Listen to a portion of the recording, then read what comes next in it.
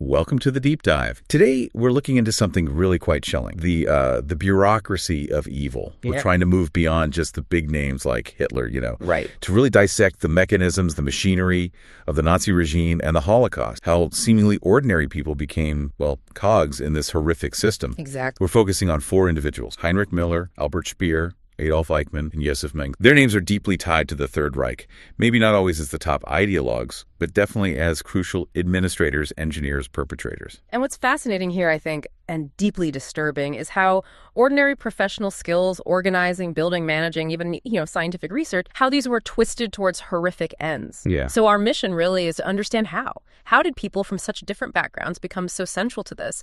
What skills did they bring? How did they climb the ranks? And what does their story tell us about, systematic evil itself? We've drawn on quite a range of sources: biographies, trial records, personal accounts too, trying to give you a multifaceted but clear. Okay, so let's start this deep dive with two figures who really embody that administrative side of persecution: Heinrich Müller and Adolf Eichmann. Their skills in organization, surveillance, they were foundational, weren't they? Absolutely foundational. Let's take Heinrich Müller first, the inscrutable policeman, as he's often called. Born 1900, Munich, poor Catholic family, rudimentary education, mechanic, served in World War I, even got the Iron Cross. Right. And what's striking, as you mentioned, is that apparently he left the war without that deep, pervasive bitterness that so many future Nazis seem to carry. Yeah, that's a key point. It really suggests a pragmatism, maybe, not so much a driving ideology start. And his police work before the Nazis is full of these ironies that really highlight how it's... How so? Well, he joined the Freikorps after the war, those right-wing paramilitary groups, and was involved in brutally crushing communist movements like the Bavarian Soviet Republic in 19... That got him into the Munichs, where he rose pretty fast. Okay. But here's the irony. His first run-ins with the early Nazi party were actually he investigated Hitler after the beer hall putsch in 1923. Wow, really? Yeah, and apparently many senior Nazis really distrusted him for years because of that. So a capable policeman even before the regime change. What's chilling then is how he applied those skills later. Yeah. Like in the late 20s, early 30s, he meticulously studied Soviet secret police method, the OGPU. That's right. He dug deep into their texts, the forerunner of the NKVD, the KGB. He learned about advanced surveillance, how totalitarian states monitor people, control dissent. It's a stark example of taking a sort of neutral professional. Advanced surveillance. And weaponized. Fueled by, it seems, a real hatred of communists, but also this incredibly flexible political outlook. Which explains how he survived and even thrived under Heydrich. Precisely. Reinhard Heydrich, head of the SS Security Service. Despite Müller's past, even his membership in the conservative Bavarian People's Party, he apparently even suggested military resistance to the Nazis in 1933. No kidding. But his skills were just too valuable. Heydrich saw that, protected him from purges, promoted him. Müller's main drive, it seems, was his career. One source calls him extremely malleable in his... He only actually joined the Nazi Party itself in Just as a requirement to lead the Gestapo. Pretty much. A box to tick for the job. And what a job that was. By 1936, operations chief of the Gestapo, Heydrich's second in command. Instrumental in crushing dissent, communists, unions, resistance groups. Using things like protective detention, basically sending people to concentration camps indefinitely, no charges needed. And he monitored everyone, intellectuals, religious groups, especially Catholics, independent media. And he oversaw that awful office set up in 1934 to track gay and lesbian people, didn't he? Yes, leading to thousands of arrests and deportations to the camps. He was described as a workaholic, driven by ambition.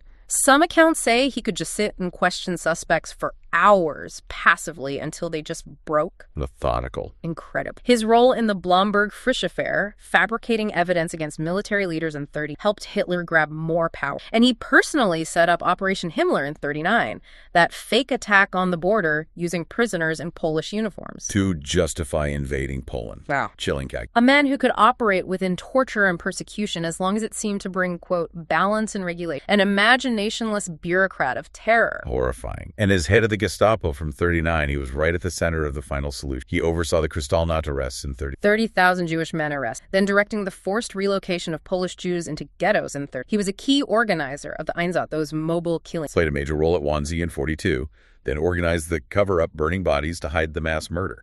Absolutely. And after Heydrich was assassinated in 1942, Muller led the brutal reprisals in Czechoslovakia. 5,000 killed, villages like Lidice wiped out. He relentlessly hunted down resistance, the Solf Circle, the White Rose students, the 20 July plotters, persecuting thousands. So Müller is this ultimate operational mind, flexible politics, immense skill, but serving only ambition and this hatred of communists, central to the violence. Absolutely central. And his disappearance, it's still one of World War II's great unsolved mysteries. Last seen May 1st, 1945, near Hitler's bunker. Said he wouldn't be captured alive. And the theory, Soviet cast south.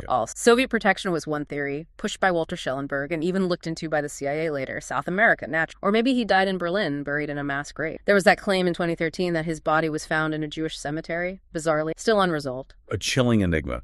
Okay, from the inscrutable policeman, let's turn to Adolf Eichmann, the architect of logistics. Right. Born 1906, Solingen, Germany. Middle-class Protestant family. His mother died when he was young. Not a great student, apparently. Ended up as a clerk. But his early experiences shaped him significantly. The Wandervogel. Yeah, that youth movement focused on sort of romanticized German values. And later he joined a right-wing militia, the Front Kampfvereinigung. These exposed him to pan-Germanism, virulent anti-Semitism. Yeah. Really seems to have cemented his worldview early on. Yeah, he joined the cause pretty readily. Oh, yes. Austrian Nazi Party and SS in 1932. When they were banned in Austria, he went to Germany, got involved in propaganda, pushing for the Anschluss, the annexation of Austria, promoting this idea of a pure German culture. And he found his niche in the bureaucracy. He really did. In the SD, the SS Security Service, again under Heydrich, he showed this knack for bureaucratic efficiency as locating people, cataloging their movements, initially studying Freemasons. But that skill was quickly redirected towards Jewish affairs. Exactly. His efficiency became key to the pre-war policy of forcing Jews to emigrate. He even traveled to Palestine in 1997. Then he was crucial in setting up that Central Agency for Jewish Emigration in Vienna in 1938. Which became a model, right? A brutally effective model, replicated across Europe. By 1940,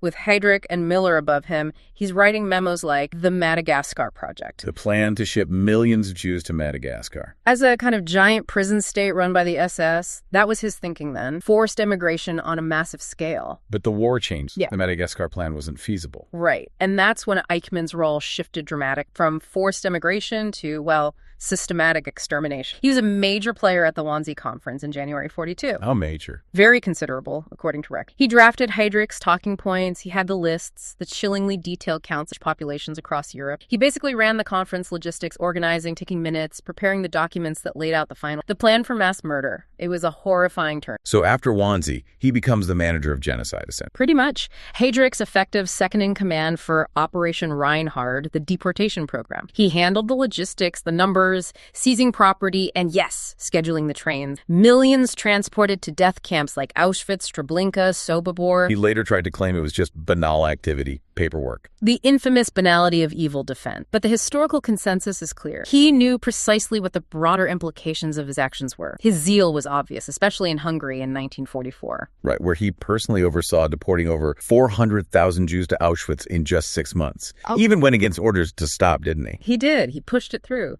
And near the war's end, he reportedly boasted about murdering 5 million Jews as an accomplishment. It's unbelievable. That his escape, the capture, that's a whole story in itself. It really is. Fled Berlin, destroyed records, escaped Allied custody in 1946 with forged papers, made it to Argentina in 1950, living as Ricardo Clement. Until Mossad found him. 15 years later, aided by Simon Wiesenthal, the Nazi hunter, captured in Buenos Aires, a really daring his trial in Jerusalem in 1961 was a global event. And that's where he played the obedient bureaucrat. Just following orders, not an anti-Semite, claimed he was uncomfortable with the gas. But never admitted any real guilt. Despite his defense, though, the evidence was overwhelming. Hundreds of documents, over 100 witnesses tying him to direct crimes. So the verdict was death. Death by hanging, 1961. It's actually the only time Israel has ever carried out the death penalty. His trial led to Hannah Arendt's famous and controversial book, Eichmann in Jerusalem, coining that phrase, banality. But historians largely reject his defense. Overwhelmingly. He wasn't just following orders. He was, without doubt, one of the central architects of the Holocaust. His story is just a terrifying warning about administrative zeal detached from any morality. Okay, let's shift gears a bit now. We're turning to two figures whose impact was maybe more visual, more tangible in a way. Albert Speer and Josef Mengele. Their roles were less about covert ops and more about these grand, terrifying visions for the Reich's physical and biological future. Right. Very different profiles, but equally disturbing. Let's start with Albert Speer. the architect of the Reich. Born 1905, privileged background, family were prominent architects, studied at top university, married his childhood sweetheart, Margaret Weber, had 6 kids. Seems quite conventional initially. It does, but he was drawn to Hitler and the Nazi Party during the Depression, joined in 1931. Later, in his memoirs, he claimed it was youthful naivety, being swept up by Hitler's charisma, said Hitler had taken hold of me before I had grasped what was happening. But those memoirs were written in prison, right? An attempt to clean up his image. Exactly. We now know that was a very calculated effort at rehabilitation. The reality was likely far less. So he gets noticed by Goebbels, renovates some party office, and very quickly becomes Hitler's chief architect around 1934. They met almost daily. Hitler was obsessed with architecture, saw it as expressing Aryan ideology, grand, monument, simple, time. And Speer was the man to realize that vision. Germania. The plan to rebuild Berlin as Germania, a capital to dwarf London, Paris, rival ancient Rome, huge access roads, a massive triumphal arch bigger than Paris's, and the Volksschau, this colossal domed hall for 180,000. Based on the Pantheon, but huge. Could fit St. Peter's Basilica inside.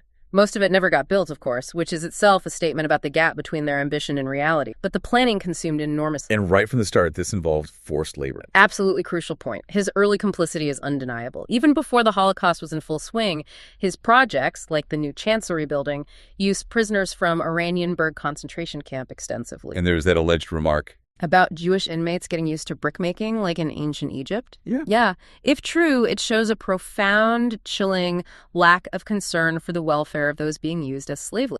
He also directly displaced tens of thousands of Berlin Jews using the Nuremberg laws just to clear land for his project. Direct participation in persecution. His power then skyrockets in 1942. He becomes Minister of Armaments. Right. After his predecessor, Fritz Todt, died in a plane crash, Speer himself narrowly... He takes over Germany's total war economy. And he's incredibly effective, dramatically boosting production of tanks, vehicles, V-2 rockets. Keeping the war machine going. Until 1945. But how? Through a massive expansion of slave labor. He requested 1 million laborers just for Organization Todt, that military engineering group he was actively, knowingly fueling the war with exploited concentration camps. So Nuremberg, he's arrested, tried. His defense? His lawyer tried to paint him as just an innocent architect duped by Hitler. But the prosecution hammered his central role in exploiting hundreds of thousands of slave laborers. He got 20 years. A compromise sentence. 3 judges actually wanted the death penalty. He accepted it, called it penance. And in prison, he wrote those memoirs. Inside the Third Reich, span secret diary. Hugely influential in crafting that image of the good, not less malevolent. Claimed ignorance of the Holocaust scale. But that image didn't last. No, it completely collapsed after his death in 19... New evidence surfaced. Correspondence proving he was at Himmler's Posen speeches in 1943. Where the Holocaust was explicitly discussed. Exactly. Despite his lifelong denials of being, further research confirmed visits to concentration camps, heavy involvement in their construction and administration. The conclusion now, he was a central architect of the Holocaust from an organized perspective. So his motivation wasn't just ambition. It seems clear his motivation, despite all the justifications, was a deep commitment to this idea of a greater Germany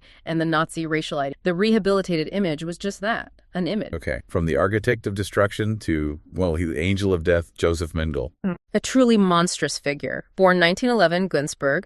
His family was successful, owned a farming equipment business, so he had money for his education. Appeared quite normal at first. Ambitious student. Seemingly affable, ambitious, yeah. Considered dentistry, then went into medicine, anthropology, genetics. His PhD thesis in 1935 on racial differences in jaws was considered, unproblematic by the standards of the time, scientific. But then came a turning. A profound change. It happened at the Third Reich Institute for Heredity, Biology, and Racial Purity in Frankfurt starting in 1937. His mentor there, Professor von Verschuur, was a big Hitler admirer, an expert in so-called race heighten. And Mengele absorbed it all. It became completely steeped in Nazi racial ideology. Joined the party, the Waffen-SS started doing physical exams to determine Jewish blood under the Nuremberg laws, a clear descent into unscientific racial... He also served in the war, got decorated. Yes, another chilling contrast. After a kidney issue delayed him slightly, he joined the Waffen-SS, served in Poland assessing racial purity for German colonists moving into conquered territory, Lebensraum. Then, on the Eastern Front,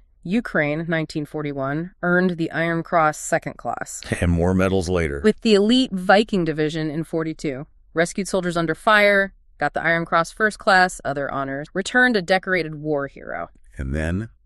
May 1943. Yeah. He arrives at Auschwitz, that vast complex, the extermination camp Birkenau, the slave labor camp Monowitz. He's made chief physician of the Romani family camp. And his first job is the select. Standing on the ramp, physically examining new arrivals off the trains, condemning most children, the elderly, the unfit straight to the gas chambers, often within hours. Witnesses described his complete detachment from any emotional response. Sometimes he'd do it on his day off, like it was a hobby. Unfathomable. And his medical work there. Medical brutality is the only term. He treated inmates purely as dispensable research. There was a Noma outbreak, a horrific gangrenous disease in the Romani camp. He isolated patients, killed the children affected, sent their heads and organs away for study. Stuff like that. Just like that. Ordered an entire barracks of 600 Jewish women gassed during a typhus outbreak just to clear the building for new arrivals. Got awarded the War Merit Cross for actions like these. Got promoted. Ordered thousands more killed simply because of ration shortage. A horrifyingly ruthless pragmatic. And the experiments, especially on twins, that's what he's most infamous for. His most shocking experiments, yes. He had an obsession with twins, identical twins particularly. He'd pick them out during the selection, often sparing them immediate death, only for worse. What kind of things did he do? Meticulous measurements, photographs, inflicting pain on one twin to see if the other reacted, injecting them with random substances, and most brutally, he routinely murdered sets of twins using injections of chloroform directly into the heart, then dissected their bodies.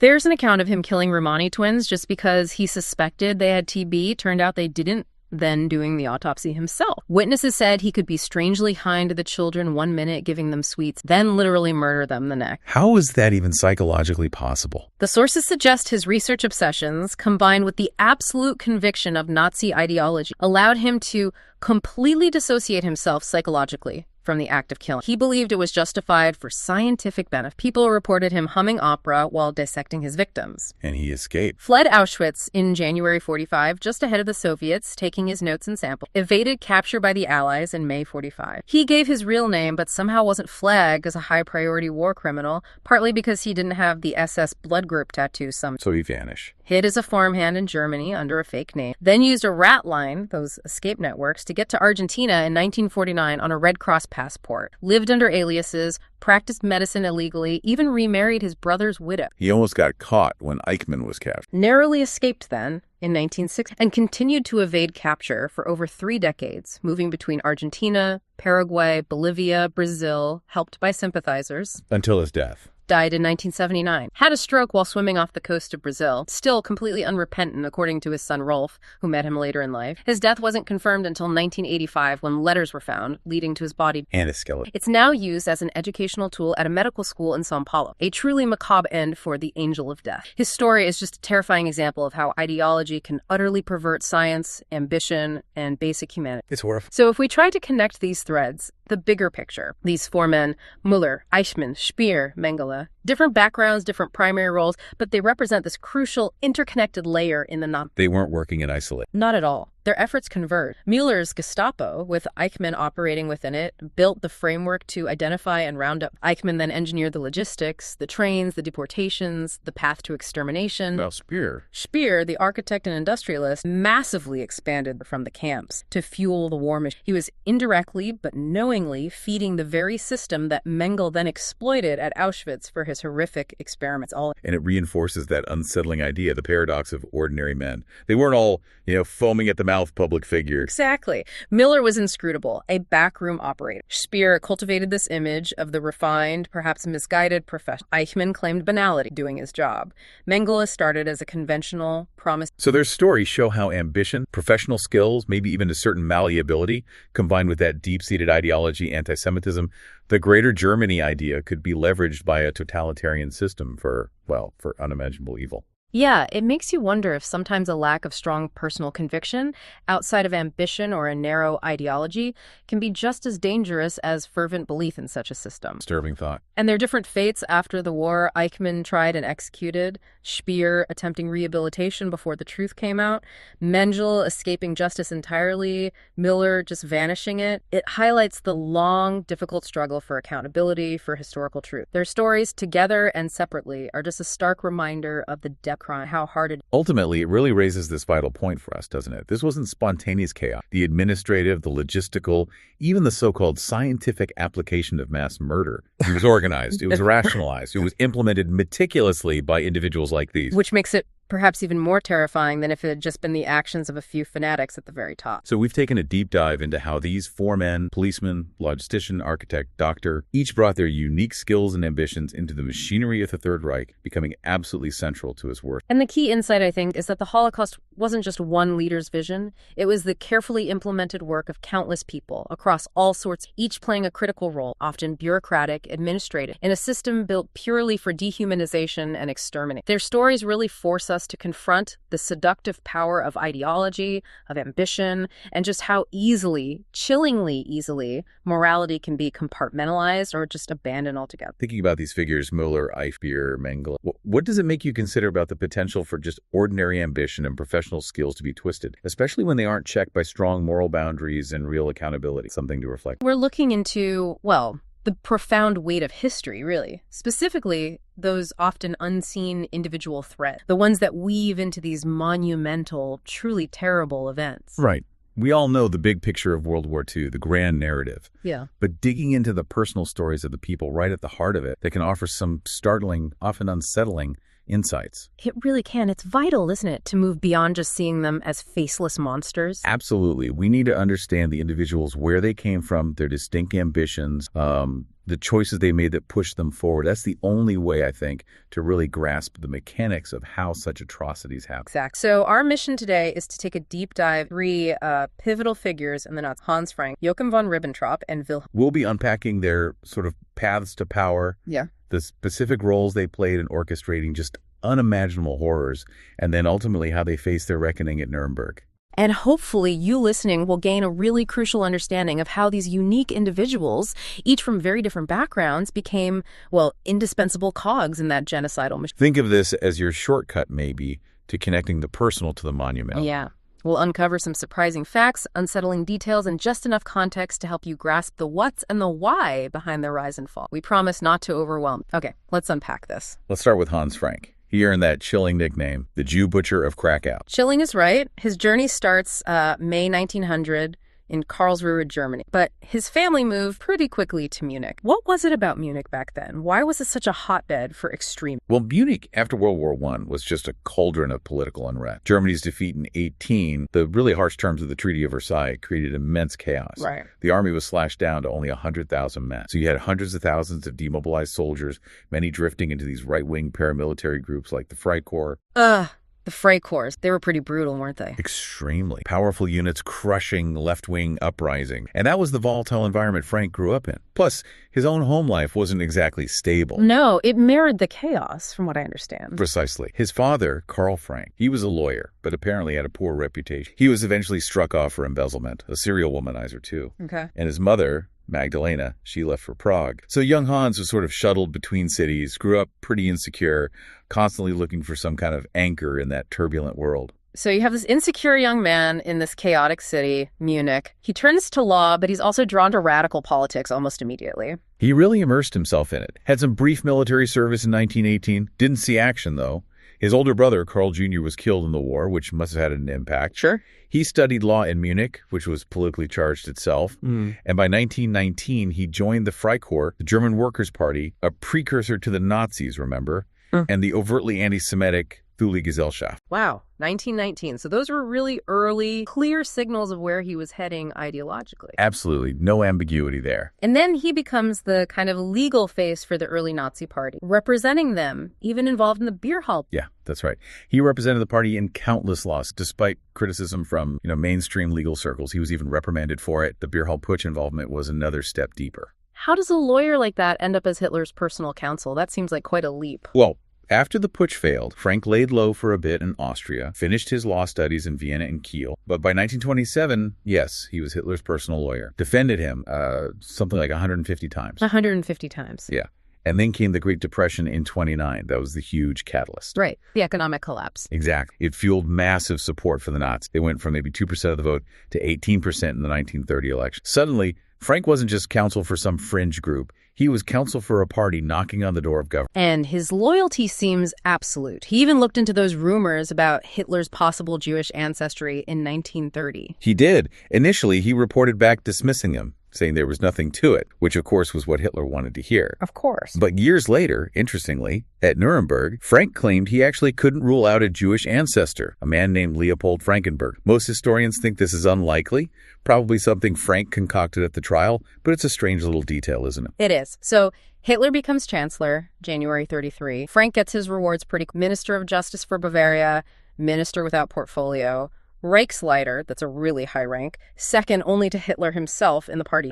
He seemed indispensable for a moment there. He even said at the Academy for German Law. But then he showed some, well, maybe scruples isn't the right word, but he voiced concerns. Concerns? About what? He apparently complained about extrajudicial killings happening at Dachau concentration camp back in 1934, and he also opposed the Night of the Long Knives.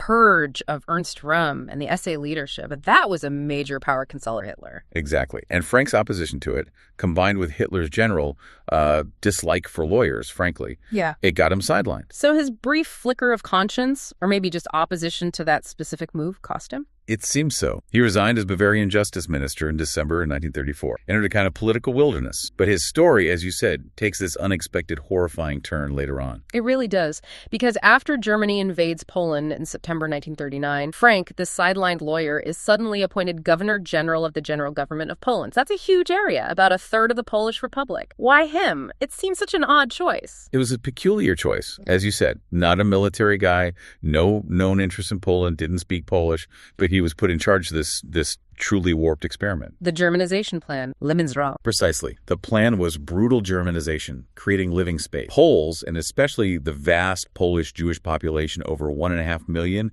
were viewed as racially impure. They were marked for mass murder or deportation. Any survivors were meant to become basically a serf class for German colonists. And the scale of control was immense. You mentioned a heavily militarized open-air prison, 500,000 Germans guarding 11 million Poles. What kind of policies did he actually place? Frank himself declared the policy. Ruthless exploitation. Seize everything. All stop. Demand manpower for the Reich. Strip the Polish economy down to bare essential. And critically, he closed all higher educational institutions. Why? To stop resistance. To prevent a new Polish intellectual class from ever emerging. He also targeted the Roman Catholic Church, which was a major focus for Polish resistance. Churches closed, around 3,000 clergy murdered, Polish radio, cinema, theater, all banned. And his personal corruption became pretty notorious too, didn't it? Setting himself up in Krakow's Wawel Royal Palace. Oh yes, regal pretensions.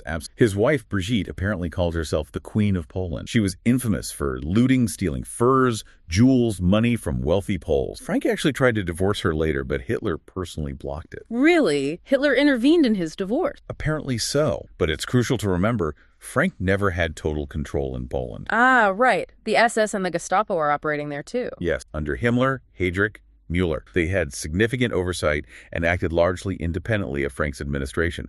He clashed with the SS repeatedly over what he saw as their excessive authority and lack of respect for any kind of rule of law, however twisted his own. And who did Hitler back in those disputes? Typically the SS. By 1942, Hitler had stripped Frank of most of his other positions back in Germany, further limiting his power base in Poland. But even with limited power compared to the SS, the general government under Frank became this epicenter of the Holocaust. 4 of the 6 major death camps were inside its territory. Auschwitz-Birkenau, just over the border. How involved was his administration? His administration was absolutely crucial. It handled the logistics, identifying Jews, rounding them up, detaining them, organizing the transports to the death camps. So the bureaucratic machinery of murder. Exactly. And even before the final solution was fully underway, Frank's regime was already engaged in mass murder through, essentially, resource starvation, deliberately depriving Jewish populations of food, whole, basic necessities. The Warsaw Ghetto being the most horrific example. 400,000 people crammed in, allocated maybe 200 calories a day. It's almost unimaginable. Nearly 100,000 died just from starvation and disease in the ghetto. Then, from the summer of 42, over 250,000 were deported, mostly to Treblinka, to be murdered. And the uprising in 43? The Jewish Combat Organization's uprising in April 43.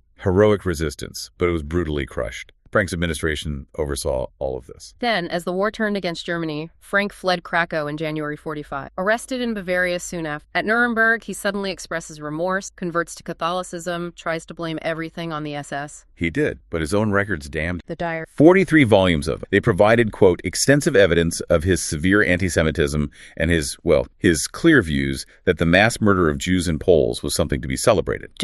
So the remorse at Nuremberg rang pretty hollow against that evidence. He was found guilty, sentenced to death, executed in October 1946. Reportedly, he went to the gallows smiling, welcoming, atoning for his sin. His last words were something like, "I am thankful for the kind treatment, and I ask God to accept me with mercy." A stark legacy indeed, overseeing the death of over a third of the population in his territory, 4 million people. His administration, undeniably, the facilitator. Okay, let's shift focus now. Let's talk about Joachim von Ribbentrop, Hitler's diplomat. Ribbentrop, a very different character from Frank. Born Joachim Ribbentrop in 1893, son of an army officer, his driving force seems to have been this relentless ambition, this climb for status and wealth. Yeah, his background wasn't aristocratic at all, was it? No, not really. His childhood had its troubles. His mother died of tuberculosis. He likely had it too, even lost a kidney. The family wasn't wealthy, despite his father's military career. This seems to have fueled his social climb, his pretensions to nobility. To the point where he actually got himself adopted by an aunt in 1925 just to add the von to his... Exactly, just for the aristocratic flair. And he married well, didn't he? Anna Elizabeth Henkel from the wealthy wine family. Yes, in 1920. That marriage finally gave him the financial security he craved, even though her family apparently disapproved of him. But before he got involved with the Nazis, he had this quite varied international career. Right. Banking, engineering, even journalism in U.S., New York, Boston. Yeah, he traveled widely, became fluent in English, and Hitler later really valued that perceived foreign policy that world. He actually joined the Nazi Party quite late, May 1932. And apparently, initially, he thought the party's anti-Semitism was just, quote, rhetoric. He kept ties with Jew and business. It's a fascinating point, isn't it? A chilling sort of delusion, or perhaps just extreme opportunism blinding him. But again, the Great Depression changed everything. By 1932, the Nazis were the largest party. And Ribbentrop used his social connection. Absolutely. He became this key go-between, connecting Hitler with Franz von Papen, his old war buddy who was politically influential. He navigated these complex talks to form a coalition government. Leading to that crucial meeting at Ribbentrop's own home in Berlin, January 1933, where von Papen basically agreed to support Hitler for chancellor. That meeting really was the beginning of the end for the Weimar Republic, Germany's democracy. And Hitler clearly saw something he liked. Reliability, perhaps. Sycophancy. Hitler saw him as a yes man, someone who consistently agreed with him. He quickly became a close confidant. Hitler appointed him special commissioner for disarmament, let him run his own parallel foreign office, the Ribbentrop Bureau. Then Reich ambassador plenipotentiary at large in 35 seconds only to the actual foreign minister. He brokered the Anglo-German naval agreement, the anti-Comintern pact against the Soviets. He really was becoming the power player. Undeniable. His rise was meteoric. Although his time as ambassador to Britain from 36 to 38, that was, well, famously disastrous. A series of gaffes, right? The Nazi salute to the king, mistaking organ music for the German anthem. All true. And he kept pushing these unrealistic goals, like getting Britain to join the anti-Comintern pact or return German colonies. The British officials mostly saw him as unintelligent or just intensely disliked him. And the feeling was mutual. He reportedly came to despise his British host. But there's that bizarre detail about Cornwall. Yes. It really speaks volumes about his ego. He apparently became so taken with Cornwall during visits that he actually asked Hitler to grant him castles there. And Cornwall itself as his own private fiefdom once Britain was conquered. Seriously, a private fiefdom. That's the story. And some say it's why Cornwall was largely spared during the Blitz. Ribbentrop wanted it intact for himself. Incredible arrogance, if true. Incredible. And despite failing in Britain, he gets the top job. Foreign minister in February 1930. Then comes his biggest diplomatic moment. The Molotov-Ribbentrop Pact in August 39. Yes, his foremost political and diplomatic success. An alliance, astonishingly, with the Soviets, the reviled Bolshevik government, specifically aimed against Britain and France. It was a secret deal, wasn't it? Dividing up Eastern Europe. Exactly. A secret protocol carved up Poland and other parts of Eastern Europe between Germany and the USSR. It neutralized the Eastern Front, gave Hitler the green light to invade Poland just 2 weeks later. That invasion, of course, triggered World War II. That pact was the absolute peak of Ribbentrop's power and influence. But that influence didn't last, did it? Especially after Hitler tore up the pact and invaded the Soviet Union in June 41. No, it plummeted. Ribbentrop had actually advised against invading the USSR. Hitler increasingly found him tiresome, started avoiding him.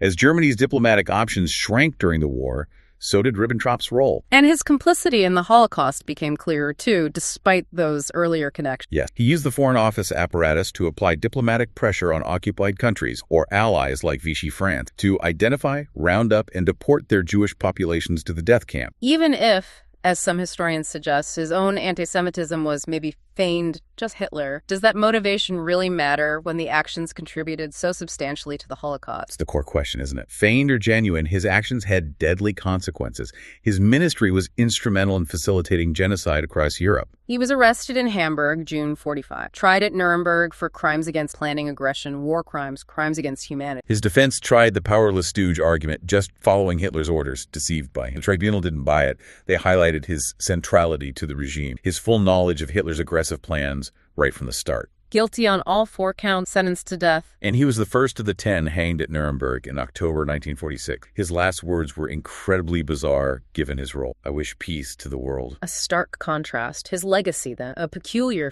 yes. A dilettante, a social climber, a sycophant whose rise was mainly due to being Hitler's yes. But his diplomatic successes, like the Molotov-Ribbentrop Pact, were undeniable factors in enabling the war and the regime's crimes. Okay, our final figure for today, Wilhelm Keitel, military loyalty. Field Marshal Wilhelm Keitel, born 1882 in Helmshorst. His background was more conventional military for the time. Father was a middle-class landowner. He chose a career in the Prussian army. Joined the artillery in 1901, rose pretty quickly. Yes, known for his intelligence and efficiency. Served in World War I, was wounded early on, but then appointed to the general staff. That was a big deal, recognized for his organizational skills and artillery expertise, which was crucial in trench warfare. Then came Germany's the Treaty of Versailles, limiting the army, banning the general staff, but Keitel stayed on in the new, smaller Reichswehr. He was one of the key figures retained, and his job became finding ways around the treaty's restrictions. No tank, no air force, limited artillery. This is where his organizational skills came in. Absolutely. The banned general staff officers were hidden within the Truppenamt, the troop office. Keitel was instrumental in organizing units to secretly train extra soldiers, basically 2 trainees for every 1 official soldier. So effectively tripling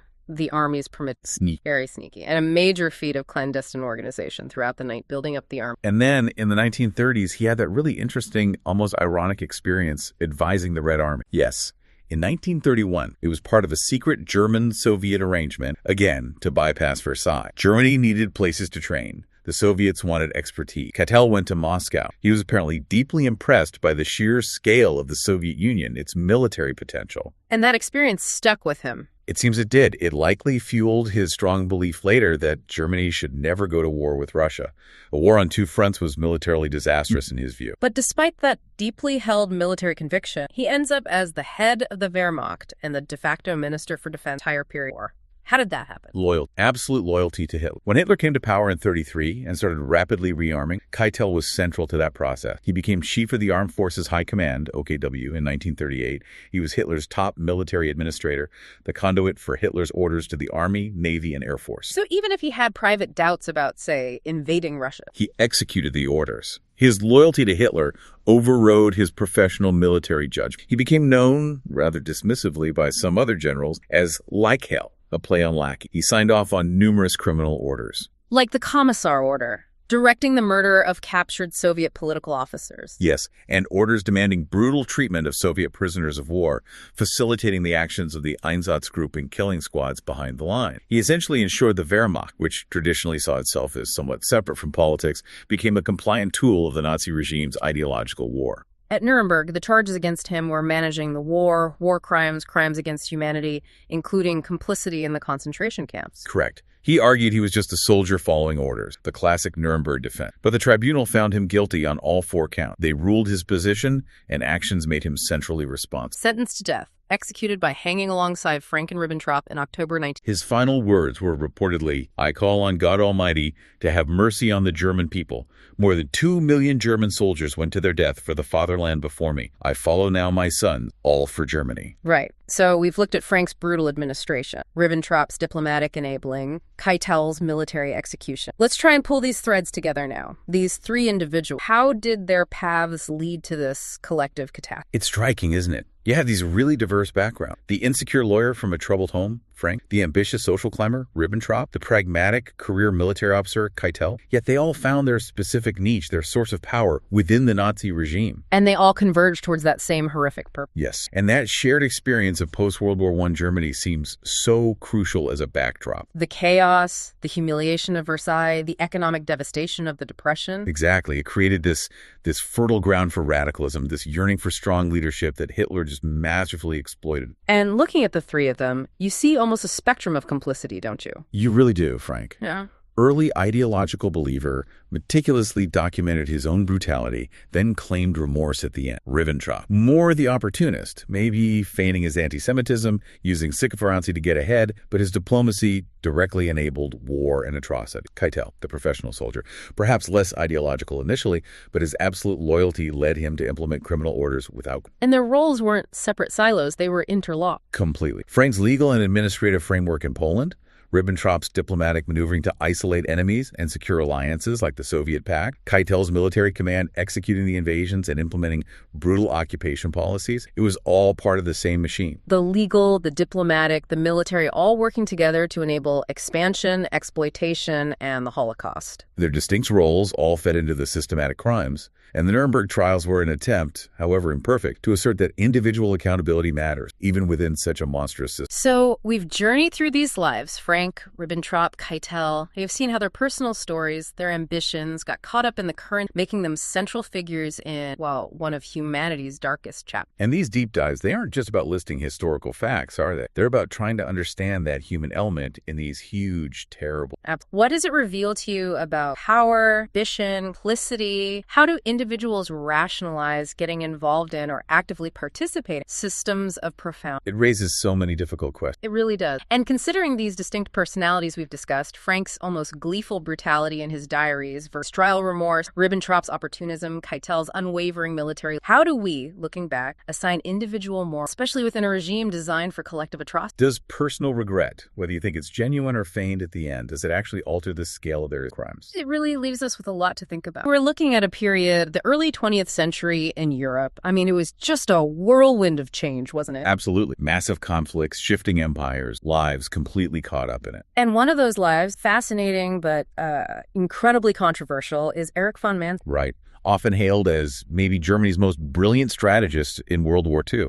But also, and this is key, a central figure in creating a persistent historical myth, one that really needed debunking. Exactly. We've gone through a lot of material, from his aristocratic Prussian roots, his wartime commands, right up to his post-war attempts to, rewrite history. Our mission here is to unpack that. How did his military genius, which you really can't, intertwine with his political belief and the sheer brutality of the Nazis? We want you to understand not just what he did, but why his legacy is still argued about so fiercely today. So let's start at the beginning. His birth, his family. What kind of world was Erich von Manstein actually born into? Well, he was born Fritz Erich Georg Edward von Lewinsky in Berlin, November 24th, 1887. Not von Manstein. Not initially, no. He was adopted by his aunt and uncle, and that's when he took the von Manstein name. It was a name that really screamed high aristocracy, military tradition. Okay. And was that tradition strong in his biological family, too? Oh, incredibly. His biological father, Edward von Lewinsky, Prussian general. His adoptive father, Georg von Manstein, also a general. Wow. And it wasn't just them. We're talking nearly 24 close family members in the Prussian military. Mostly off. His path was, pretty much set from the start. And this is happening in the Germany that's relatively new, right? Unified in 1870. Exactly. Unified under Prussia, very militaristic, shaped by recent wars against Denmark, Austria, France, that brought territories like Alsace-Lorraine under German control. So given that background, how soon did his formal military train? Almost sent to a pre-military school, a lyceum, in Strasbourg when he was just 7 years old in 1894. Strasbourg. That's in Alsace-Lorraine, recently to France. That location for it. It does, doesn't it? Very provocative. Then he moved on to cadet school in 1899, and later the Prussian War Academy in Berlin, training right through the early 1910s. And all this training is happening while tensions are just ramping up across Europe. Precisely. You've got these two big armed camps forming. Right. Germany and Austria-Hungary versus Britain, France, and Russia. The air was thick with it. And then summer 1914, Archduke Franz Ferdinand is assassinated.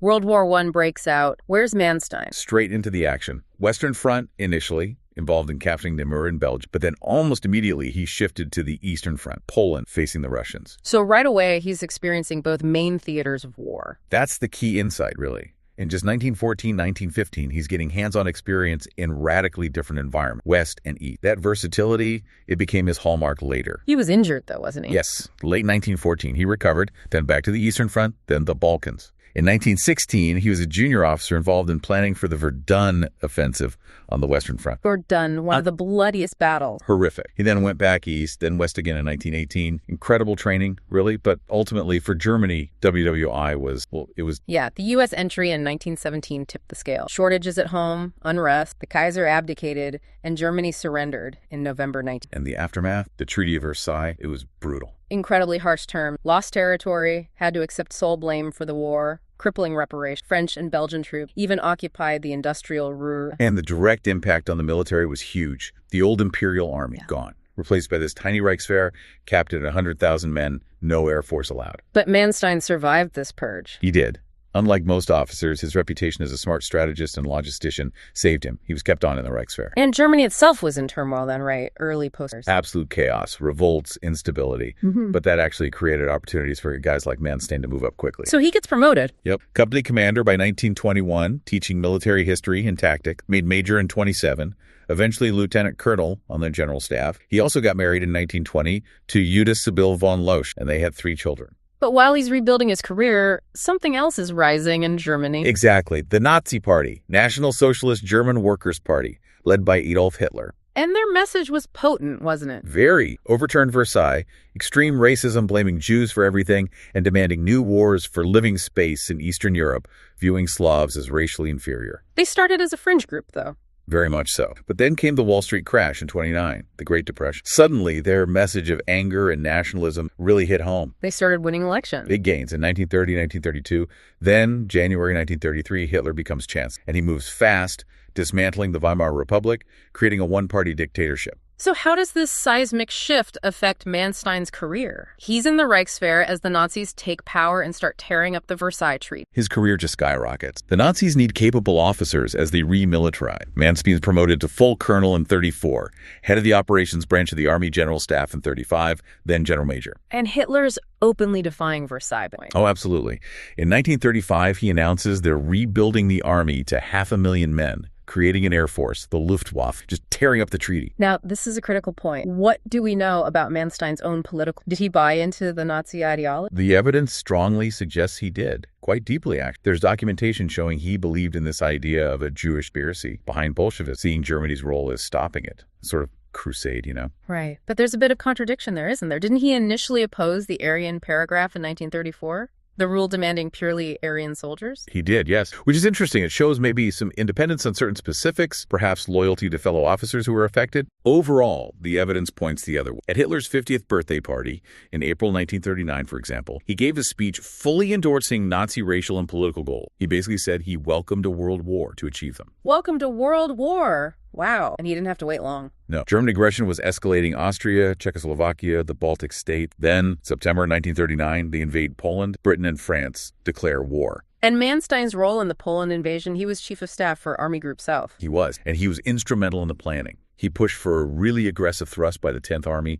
break the Polish lines, encircle their forces west of the Vistula River, grab Warsaw quickly. And did it work? Largely, yes. Yeah. His ideas were partially adopted, and the campaign was brutally effective. Poland fell in 5. But the occupation of Poland, that's when the Nazi racial policies really kicked in on a massive scale, right? Targeting Poland's huge Jewish population. Exactly. And this is where the Einsatzgruppen come in. These SS paramilitary brigades, basically mobile killing squads, operated behind the army line. Their job was mass murder.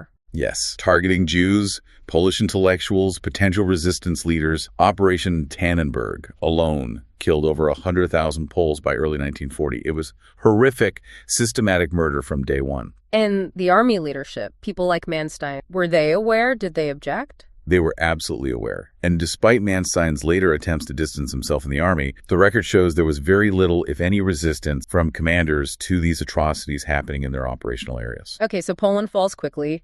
Next up is France in 1940. What was the initial German plan? The first plan, Case Yellow, was pretty conventional. Invade through the Netherlands and Belgium, sort of like a repeat of the Schlieffen Plan from World War I. But Manstein had other ideas. This is where his strategic reputation really gets cemented. Absolutely. He thought the initial plan was too obvious, lacked surprise. He argued for something much bolder. Which was? A powerful armored thrust a Schwerpunkt right through the Ardennes forest. It was hilly, wooded terrain everyone thought was impassable for tanks. So the idea was to outflank the main French defense. Precisely. Punch through the Ardennes, race to the English Channel, and trap the main Allied armies, British and French, who were expecting the main attack further north in Belgium, create a massive pincer movement. Risky. Did the high command like it? Not really. Maybe we're skeptical. But Manstein managed to get his ideas directly to Hitler, who loved the boldness of it. Hitler overruled the doubters and incorporated Manstein's core concept. And the invasion in May 1940. It worked spectacularly. German panzers poured through the Ardennes, stunning the Allies. They reached the Channel coast in about a week. Trapping the British Expeditionary Force and French troops. Exactly. Which led to the Dunkirk evacuation. Over 330,000 Allied soldiers rescued from the beaches. Why didn't the Germans just wipe them out on this? Couple of reasons. Hermann Göring, head of the Luftwaffe, insisted his air force could finish them off, so the tanks were actually ordered to halt temporarily. Plus, pockets of fierce French resistance elsewhere tied up German forces, preventing a complete seal-off. But France fell anyway. Paris was occupied in June 1940. Stunning victory for Germany, and largely thanks to Manstein's plan. Undeniably. He was promoted to full general, got the Knight's Cross. His reputation was sky high. So Britain is isolated but not invaded. Where does Germany turn next? To the east, the Soviet Union. Operation Barbarossa launched in June 1941, the largest land invasion in history. And Manstein's? He was given command of the 56th Panzer Corps, part of Army Group North, aiming for Leningrad. How did that go initially? Barbarossa had huge early successes, didn't it? Enormous successes across the board initially, yeah. June to September 41, they captured vast amounts of territory and prisoners. But up north, around Leningrad, Manstein's corps ran into really tough Soviet progress stalls. So a change of command. Yes. In September 1941, he was promoted again and given command of the 11th Army down south in Ukraine. His new mission, capture the Crimean. Why was Crimea so important? Strategically vital. It controlled the Black Sea, threatened Soviet shipping, and crucially protected Romania, a key German ally, supplying vital oil from Soviet air attack. Plus, the major naval base at Sevastopol. Did he have the resources he needed? Not initially, especially air support. Despite that, his 11th Army managed to secure most of Crimea by late 1941, but Sevastopol held out. It became a long, brutal siege. What complicated this? The Russian winter hit, obviously. But also the Soviets launched a major counteroffensive, landing troops on the Kerch Peninsula at the eastern end of Crimea in December 41. So Manstein had to fight on two fronts within Crimea. Exactly. He had to contain the Kerch landings while still besieging Sevastopol. The fighting at Kerch was incredibly bloody, lasting for months into 1942. The Soviets threw huge numbers of troops in, but Manstein's defense was tenacious, inflicting catastrophic losses on them. But he needed something more to break the deadlock, right? He desperately needed air power. He kept asking. And finally, Hitler relented. In early May 1942, the entire German 8th Air Corps, about 800 planes, was transferred to support him. They flew something like 1,500 sorties a day. And that made the difference. Completely. Air superiority was total. The Kerch pocket was eliminated by May 19th. Soviet losses there were staggering, maybe 500,000 troops. And Sevastopol. With Kerch secured, Manstein could focus everything on Sevastopol. Supported by massive air and artillery bombardment, the city finally fell in early July 1942 after an 8-month siege. Crimea was hit. An impressive military achievement, defeating a numerically superior enemy. Statistically, yes. The 11th Army's losses were maybe 1/5 of the Soviet losses. It cemented his reputation further. But again, the dark side. The Einsatzgruppen were active in Crimea, too. Yes, just like elsewhere on the Eastern Front. They followed the army, rounding up and murdering Jews and other perceived enemies. And Manstein's 11th Army provided them with logistical support fuel, rations. So he knew. He facilitated it. There's no credible way he couldn't have known. He was the commander of the operational area. The evidence shows the army,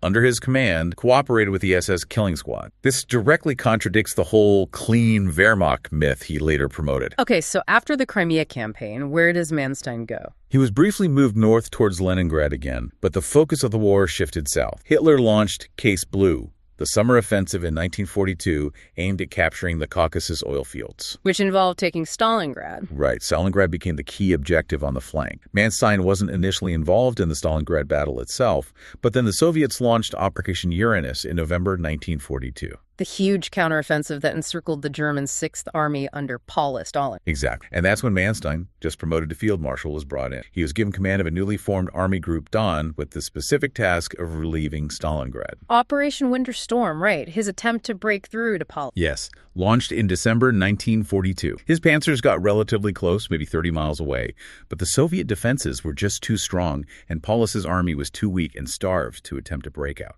And Manstein asked Hitler to let break out. He did. He argued it was the only way to save the Sixth Army, but Hitler refused, absolutely forbade a breakout, hold Stalingrad at all costs. Leading to the surrender in February 1943, a catastrophe. A massive turning point.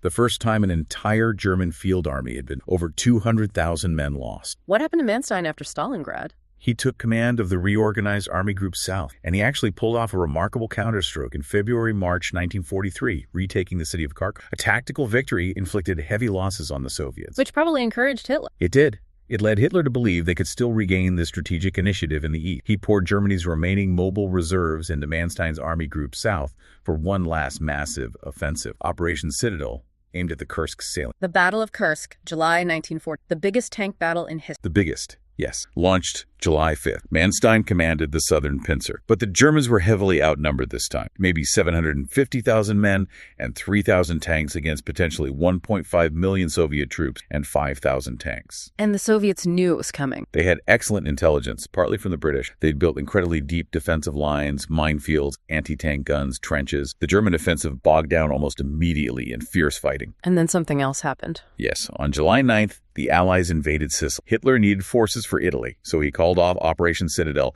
after only about a week. So Kursk was a failure, the last major German offensive in the East. Absolutely. From then on, it was basically one long retreat for the Germans on the Eastern Front. Manstein's forces were fighting desperate rearguard actions, falling back towards the Dnieper River. And resources were dwindling. Critically low. Manstein kept pleading for reinforcements, for flexibility to trade space for time, but Hitler increasingly demanded they hold every inch of ground. And during this retreat, more atrocities. Yes, the scorched earth policy, destroying everything as they retreated to deny it to the Soviets, deliberately trying to cause famine. War crimes were endemic. The Soviets crossed the Dnieper, took Kiev back in November 40. The Dnieper line couldn't be held. By early 1944, Manstein's forces were being pushed further and further back into Ukraine. And the relationship with Hitler soured. It seems so. In March 1944, after another major Soviet offensive threatened to encircle part of his army group, Hitler issued another rigid fight-to-the-death order. Manstein flew to Hitler's headquarters, the Berghof, argued against it,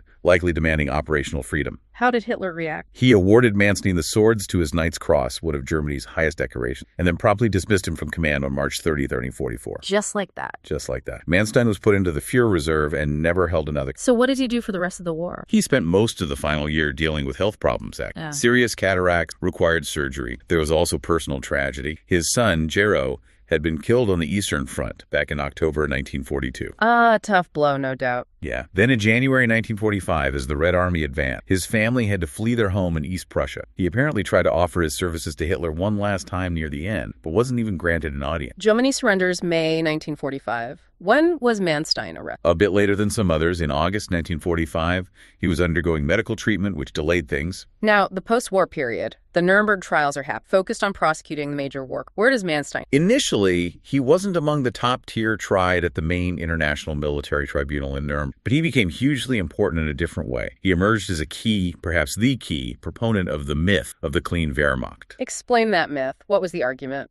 The argument, heavily promoted by Manstein and other senior officers, was basically that the regular German army, the Wehrmacht, had fought a professional, honorable war, separate from the Nazi Party and the SS. They claimed they were unaware of, or powerless to stop, the atrocities like the Holocaust and the mass murders on the Eastern Front. So the army was just soldiers doing their duty, distinct from the political crime. That was the narrative they pushed. Manstein even testified at Nuremberg, mostly against the Nazi political leaders like Goering, Speer. He co-authored this lengthy document, 132 pages, trying to systematically exonerate the Wehrmacht. He claimed they followed orders, but also that he personally disobeyed orders that violated the laws of war. Did this myth hold up? Not for long. As historians gained access to archives, the evidence quickly mounted showing it was false. Orders proving army complicity in war crimes, particularly on the Eastern Front, were uncovered. Including orders Manstein himself received or... Yes. It became undeniable that commanders like Manstein knew about, and in many cases actively facilitated, the actions of the Einsatzgruppen and participated in implementing criminal policies. The clean Wehrmacht was,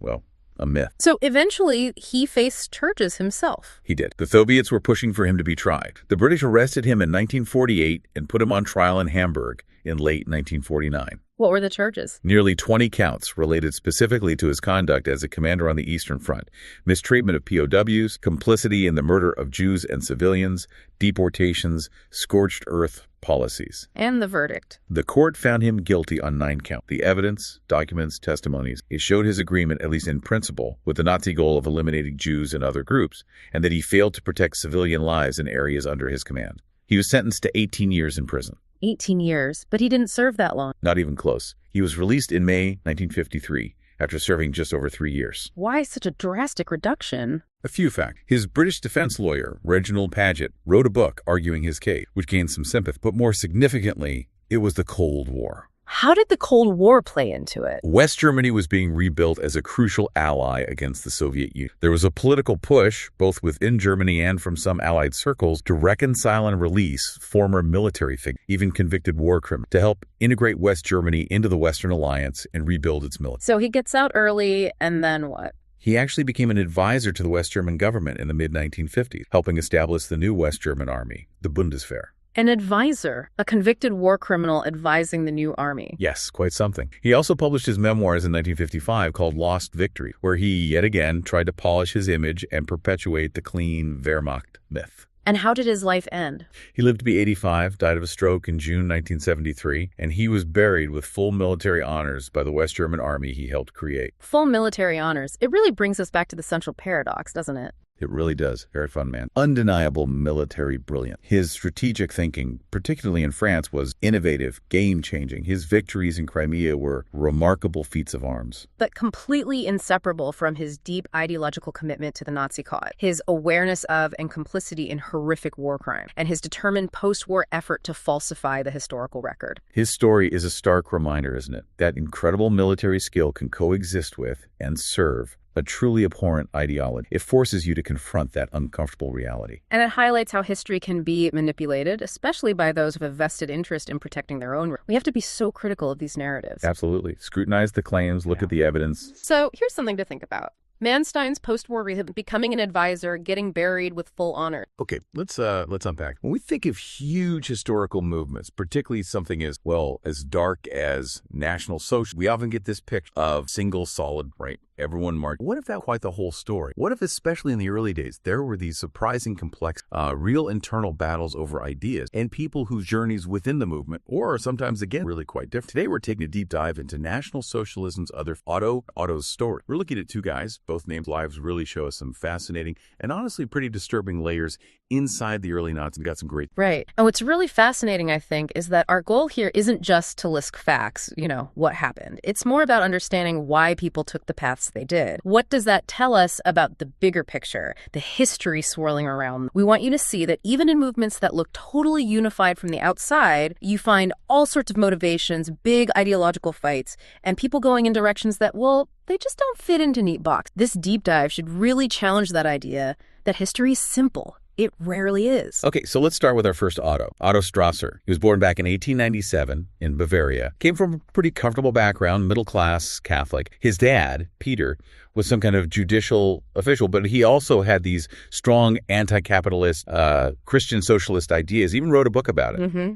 The New Way, I think it was called. You can kind of see where the sons might have gotten some of their political leaning. Yeah. Right there at Yeah, it seems like it. And Otto had an older brother, Gregor, who's going to pop up again in this story. Tragically, actually. Mm-hmm. Yeah, Gregor's story is deeply intertwined with Otto's. Otto's youth, though, was really hit hard by World War I. He actually volunteered in 1914. He was only 16. Just 16, imagine. What kind of impact did that have? I mean, serving that young, seeing combat. Well, he served with quite a bit of distinction, apparently. Got the Iron Cross First Class, wounded several times. This is someone who was really shaped by that war experience. And then, bam, the war ends, the empire collapses, and he's thrown right into the chaos of the Weimar Republic. He was literally in a military hospital, he called it a butcher's shop, seeing Germany fall apart. So when communist uprisings started in 1919, what does he do? Joins the Freikorps. Ah, the Freikorps, those sort of unofficial right-wing militias. Exactly. Used by the government, ironically, to crush socialist and communist revolt. It really raises that question, doesn't it? How do these incredibly intense experiences, war, injury, civil unrest, steer someone's entire political life? So, interesting point. He wasn't immediately a Nazi, right? His brother Gregor was in early, introduced him to Hitler and Ludendorff around 1920. But Otto said no initially. Yeah, he actually declined, who was still, believe it or not, loosely connected with the Social Democrats then, even helped put down the Cap Putsch in 1920, which was a right-wing coup. So what changed? Why did he eventually join the Nazis in 1925 after Hitler got out of prison? Disillusionment, mostly. He felt the Social Democrats, especially when France and Belgium occupied the Ruhr region in he felt they just weren't standing up for Germany. That shift, away from the moderate left and feeling let down by the center, that really opened the door for him to look at more radical options on the right. Okay. And we know a lot about this from his own writings. We do. He wrote over a dozen books, things like Hitler and I. They give incredible detail, but you have to be careful. Well, he had a tendency towards, let's say, self-mythologizing. His accounts sometimes contradict known facts or even his own earlier statements. So fascinating insight. But handle with care, he's crafting a narrative. Got it. So between 25 and 30, he and Gregor become pretty important figures leading this northern faction of the party. They use newspapers like National Sozialistische Brief to push their own version of National Socialism. This is Strasserism, right? Exactly. And this is where it gets really interesting ideologically. The Strassers put a lot more emphasis on the socialism part of national. They had this strong anti-capitalist message. Anti-capitalist? Yeah. Within the Nazi party? Yeah, very much so. They argued that, big capital, finance capital, often linked toxically with Jewish influence, was responsible for Germany's problems. This was pretty different from Hitler, who was always leaning much harder on the nationalism side. Unity, state power, race, those were his priorities, less so the radical economic stuff the Strassers. It created real friction. Okay, let's tackle this directly.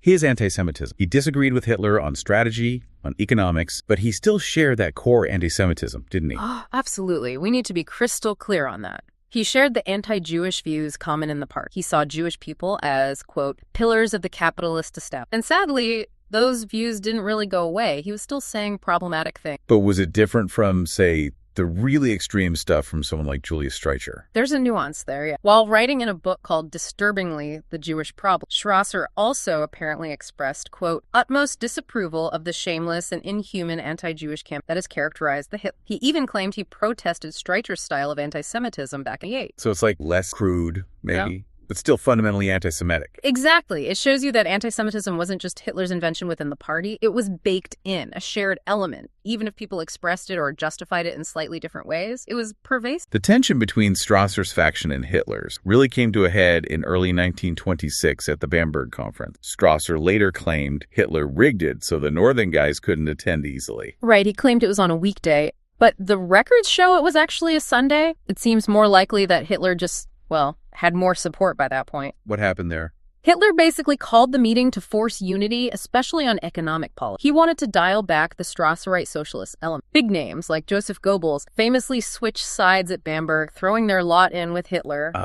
Goebbels. He and Strasser really didn't get along, did they? Not at all. They had a fierce rivalry, especially over control of the party's media. Strasser kept resisting Hitler's direction, but the writing was on the wall. So what was the final straw for him? When did he actually leave? The breaking point really came when Hitler started actively courting big business wealth. In early 1930, Hitler made it clear the party would support capitalists against striking work. For Otto Strasser, who believed National Socialism was about fighting capitalism, that was the ultimate betrayal. He resigned in July 19. He basically jumped before he was pushed, seeing the movement hijacked. And after leaving, he didn't just disappear, he started his own party. Immediately, he founded the fighting community of Revolutionary National Socialists, usually called the Black Front. He saw this as the true national. How did the official Nazis react? Goebbels went on the attack, smearing Strasser as a Bolshevik communist, a total distortion but effective propaganda. As the Nazis took power in 1933, Germany obviously became incredibly fled, first to Austria, then quickly on to Czechoslovakia by the summer of 1933.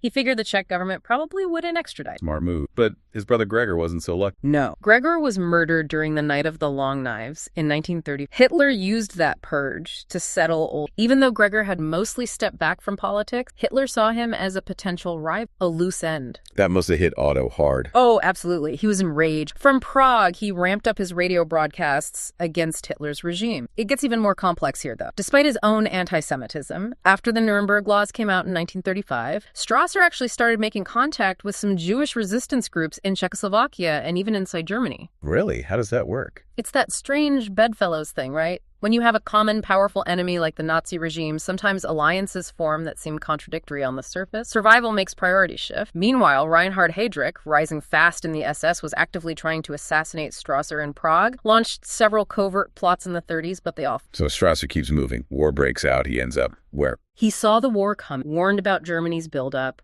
moved his family to Switzerland in 38. Then a really roundabout journey through Curacao, Bermuda, finally landing him in Canada in early 19... And during the war, he's stuck in Canada. Yeah, basically. Became known as the Prisoner of Ottawa. He couldn't leave, but he wasn't silent. He published Germany Tomorrow in 1940, laying out his vision for post-war Germany. Still critical of Hitler, but also still railing against... And Hitler still considered him a major threat. Huge threat. Declared him public enemy number one, put a massive bounty on his head, 1 million Reichsmark. Strasser gave interviews, even had a pretty fiery one with Well. He became this sort of curious figure for people in Britain and North America, though maybe not always seen as entirely credible. And here's a really interesting strategic angle. The Canadian government wasn't thrilled about having him there, but Churchill's government in Britain actually leaned on him. Why? What did Churchill want with Strasser? They saw him as a potential, quote, useful tool. Churchill hoped Strasser might be able to spark some kind of right-wing uprising inside Germany against Hitler as the war started going badly for the Nazis. Did that plan work? Not really, no.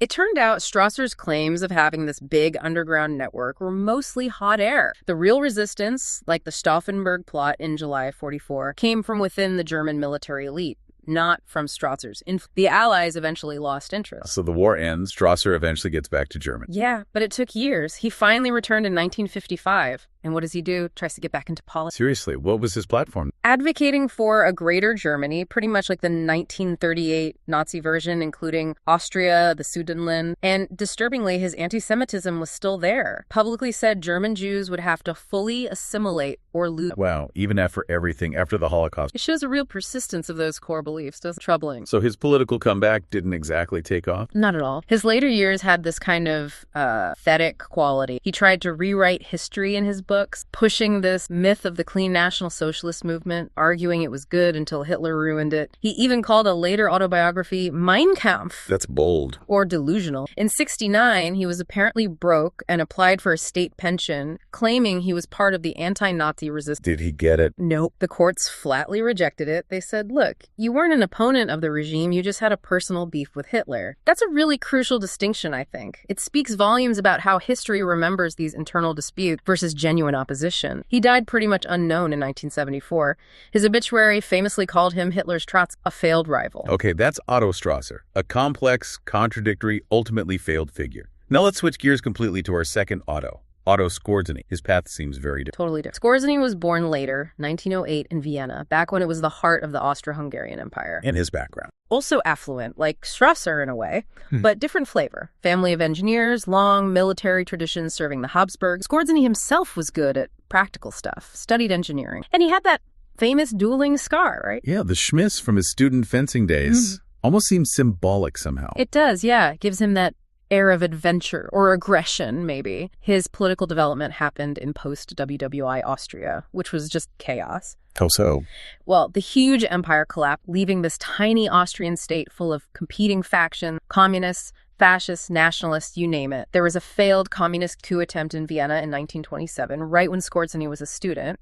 That kind of instability and fear really pushed people like him towards nationalist group. He joined something called the Academic Legion in 28. What was that? A student group, very nationalist, part of the Heimwehr, the main Austrian nationalist militia, the Home Guard. And the Heimwehr, they were already flirting with fascism. Oh, yeah. They had links to Mussolini in Italy, even to Hitler's Nazis in Germany. Skorzeny fit right in, became a platoon leader in the Heimwehr by 1930, fully embraced fascism, but the Heimwehr kind of fizzled out after they botched a march on Vienna, trying to copy Mussolini's march on... Pretty inept. So what happened to Skorzeny and guys like him when the Heimwehr faded? They didn't just give up on fascism. Many of them, including Skorzeny, just shifted their loyalty to the rising Austrian Nazi party. Ah. Okay, so he formally joins the Nazis. Yep, May 1st, 1930. Apparently, right after hearing Goebbels give a speech in Vienna. That's significant because the Nazis were banned in Austria soon after, weren't they? Exactly. Chancellor Dollfuss banned them, tried to set up his own fatherland front to resist union with Germany. So Skorzeny joining when he did, with the party about to go underground, that signals real commitment from the start. And then Austria is annexed by Germany in 1938, the Anschluss. What does Skorzeny do?